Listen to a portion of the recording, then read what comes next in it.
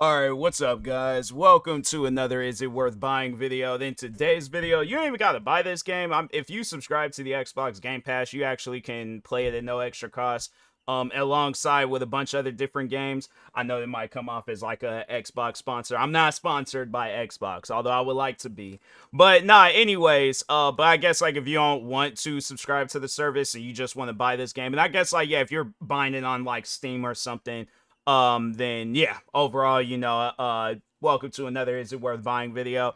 And yeah, I did play a little bit of Descenders next, and it's is it, yeah, that like Descenders. Yeah, I feel like I'm saying it correct. I don't know why I feel like I should say Descenders, but I'm like, no, that's being too vocal with it. But anyways, but no, I remember playing the first one for a little bit. I feel like there was like I have like a faint memory of me playing the first one. And then, yeah, playing this, it reminds me of a mixture of like Tony Hawk's Pro Skater, like their games and stuff, or just that like foundation of the Tony Hawk games where you have to like do a bunch of different tricks to get to the next area. So they kind of do it like that in Descenders Next. But it also has like because they don't have it where it's just strictly snowboarding. They also have it where it's like a longboard in there and stuff. But I don't think it's called longboarding. But anyways, and I think like because this game's in early access, they're most likely gonna add some more stuff. So I think in the future it's probably gonna be a situation kind of like Riders Republic. Just hopefully they don't go down the route of Riders Republic when they charge you an arm and a leg just to play the game. And I'm like, fam, whatever content that needs to be in this game, I'm like, okay, do DLCs, but don't have it where it's like a year one, year two, year three, year four. Just have it where it's like, it's just DLCs where it's like, okay, like winter DLC, summer DLC, fall DLC, and then that's it. And then you guys focus on the next game. But yeah, Riders Republic, that's a game where I'm like, I feel like I've been scammed, all right. But anyways, but yeah, from what I played, the gameplay it's pretty early, so like it's what you would expect with an early access game. It ain't like this, like deep in depth, like it's like the best like snowboarding game of all time. But you could tell that there is a foundation there that they want this to be the one of the best like snowboarding slash longboarding games of all time. So yeah, they do have it where there's some areas you go to. There's some tricks and missions that you have to accomplish.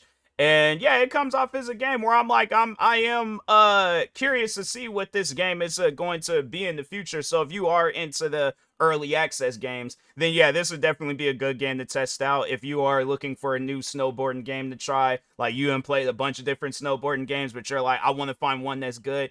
I feel like that getting used to the controls, like, cause me, I play a lot of different video games, so that could be the reason. But yeah, it's like if you're expecting something like SSX or yeah, like the Riders Republic, what are some other snowboarding games out there?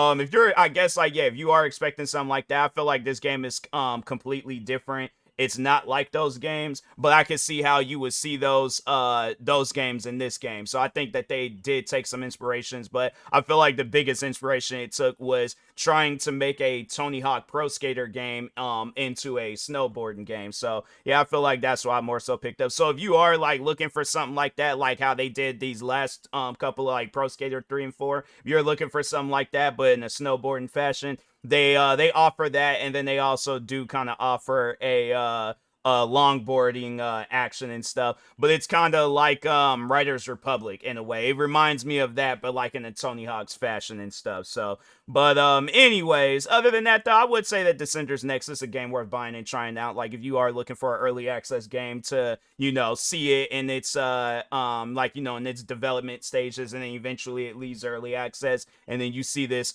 fully completed video game. Yeah, I think that they are I think it's gonna be a game where it's gonna be good. I kept it downloaded on my PC, so yeah, I'm curious to see what this game's gonna be like in the future. But yeah, I would say it's a game worth buying. It don't even cost that much too. Hold on for a second, let me open up the Xbox app. I like how I clicked on the app and it didn't even open up. I'm like, that just don't even make no sense. But anyways, but yeah, I don't think it costs that much because it is an early access. Yeah, it's $29.99. So I guess if that is too much for you, then yeah, that's what I'm saying. Like, get the Xbox Game Pass, because I think you could get like the cheapest amount of the Xbox Game Pass, and you could play this game at no extra cost. Like, just subscribe to Xbox Game Pass, whether you are playing it on PC or if you have an Xbox. I don't think it's available on PlayStation. Probably when the game leaves out of early access, I could see them putting it on PlayStation, but I haven't checked. It might be on there. If not, then yeah, your best bets is Xbox and PC. So,